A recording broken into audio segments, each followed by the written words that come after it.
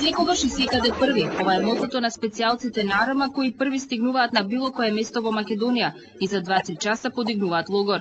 Некаде на 1500 метри надморска висина учат за преживување од она што може да го најдат во природата. Тука се спроведува обука во базирање и исхрана во природа. Тоа е основна обука за евентуално преживување, доколку е потребно некој припадник да го спроведи некогаш во борбените действија.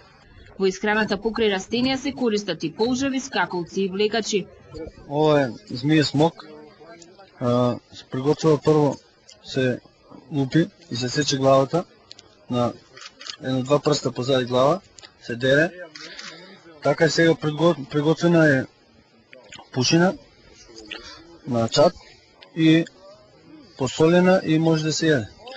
Волците научиле како од растенија може да направат комфрит, пире и брашно. Се откопува, се вади, се чисти, со ладна вода се чисти, може термички да се обработи, може не. Се става во врело масло, се зачинува и, така да кажем, нема голема разлика од домашниот комфрит. Се користат растенија за чај и лекување. Тоа исто е една врста на чај, се кај што треба. Ја користиме како чај се вари, кантарион. Значи се користи како свеж чај. Речи се секој од овие специјалци барем веднаш бил во мировна мисија во Ирак. Обуката за сталоѓање и преживување во природа специјалците на АРМА ја изведуваат најмалку 2 пати годишно. Единицата ги користи сите модерни средства за комуникација и електронско наблюдување.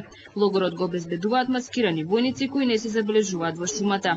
Среде планина подигнат е оперативен центар од каде се заминува во мисија која трае најмалку неколку часови.